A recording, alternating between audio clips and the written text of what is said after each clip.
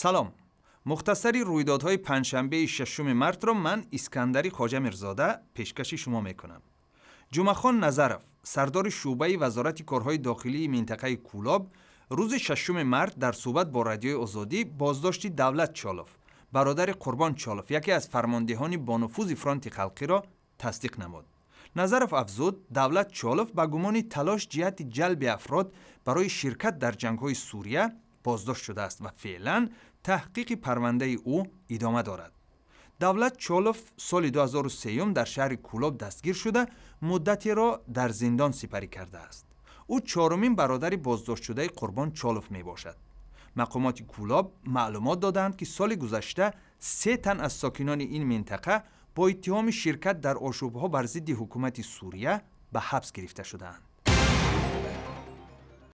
وزارت نقلیات تاجیکستان خبر داد که 10 ماشین باربر مرز قرقیزستان با تاجیکستان را عبور نموده وارد خاک تاجیکستان شدند. به قول وزارت صبح پنجشنبه 22 ماشین از قرقیزستان به تاجیکستان و 12 ماشین از تاجیکستان به قرقیزستان وارد شدند، ولی رفت و آمد آزاد میان دو کشور تا حال برقرار نشده است.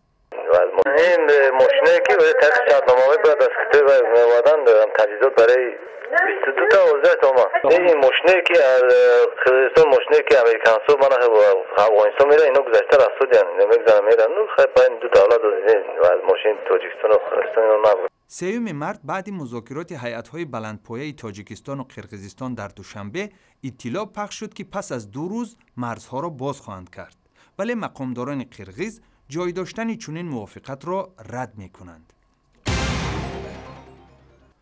خدمات نظارت دولتی فعالیت فرماسیوتی تاجیکستان به شهروندان هشدار می‌دهد که از خریدن عطر و شامپون‌هایی که با نام ستاره‌های موسیقی تاجیک به بازار برآورده شده اند خودداری کنند.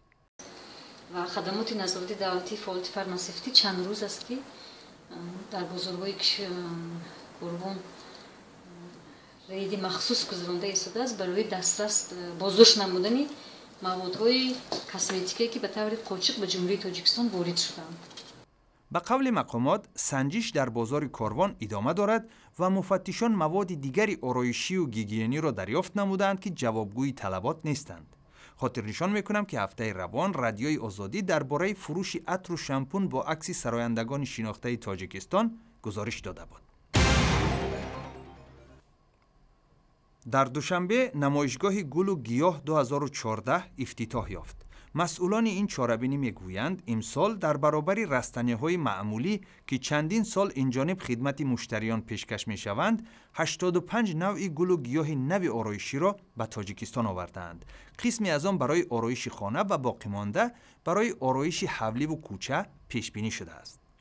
برای دریافت اطلاع بیشتر سری بزنید به سامانه بخش تاجیکی رادیوی آزادی و صفحه آزادی در شبکه اجتماعی فیسبوک، یوتیوب، توییتر و ادناکلاسنیکی.